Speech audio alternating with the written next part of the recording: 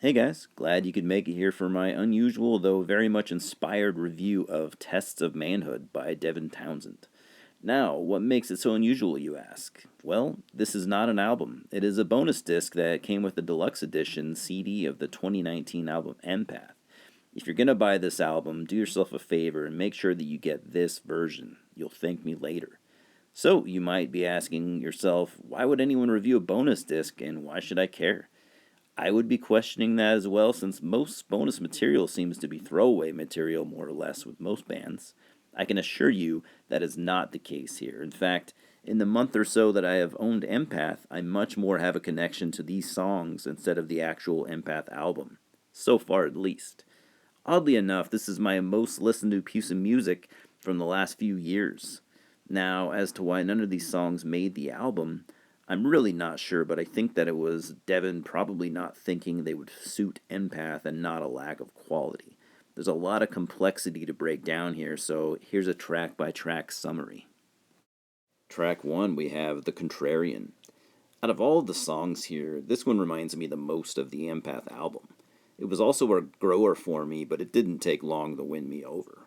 Normally, electronic beats and stuff of that nature are not really for me, but I try and keep an open mind. I love how layered Devin's music is, simple on the outside, but still complex. The lyrics here are about overcoming fear and letting yourself be vulnerable, and they really speak to me. I love this song, and it's one of my favorites on this disc. Track 2, King. This song, wow. I've listened to this masterpiece so many times. The beginning is triumphant, very soundtrack-esque sounding. In interviews, Devin has stated how much impact the Star Wars score by John Williams had on him, and that is more than obvious here. It starts to turn into pure symphonic metal before calming down, and Annika van Giersbergen, I'm sure I pronounced that wrong, sorry, lulls you out of a dreamlike state with her always angelic and otherworldly vocals. You are now fully awake, and Annika and Devin sing together in a choir-like fashion, and that is where the song really gets going. Devin is screaming his vocals, and musically this is reminding me of Emperor or Dimmu Borgir, minus the black metal, of course. This is so heavy, and you guys know what I listen to normally. Easily one of the best songs I've heard in a long, long time. If Devin wrote an entire album like this, it would be a masterwork of the highest order. Track 3, The Waiting Kind. This is one of the tracks here that I like the least, but it is still very good, and I would never skip it or anything. However, I don't have as much to say about it as the other songs. This song is maybe more along the lines of progressive metal, but still has some of the symphonic elements found on a lot of the songs here. It is also one of the more aggressive tracks. 4, Empath. I also kind of don't have a whole lot to say about this song, despite the fact that I do like it. Based off the title, I assume this song was meant for the Empath album, but I don't really know. The song starts off very ethereal and dreamy sounding, the lyrics are beautiful, and if they speak to you, you will be moved. Track 5, Methuselah. Now, for one of the softer songs here, this is pure, dreamy electronic music, and pardon the ignorance, but I know very little about music like this. I love the scream by Devin at the beginning. It's so funny. You have to hear it to know what I mean, but it's fucking Devin, and it's pretty brilliant in its own way. Devin is a master of writing memorable choruses, and this song definitely has a brilliant track. 6, This Is Your Life. This was the first song that really grabbed me here, oddly enough, and I returned to it daily for several weeks at least. If you read the lyrics, and I encourage you to do so, it would seem that this song was written for Devin's wife and kids. It's beautiful, it's heartwarming, it's brilliant. Again, with the chorus, this song has one of the best ones I have ever heard. It's extremely powerful. So simple, but full of emotion. It's almost hard to wrap your head around how well written it is.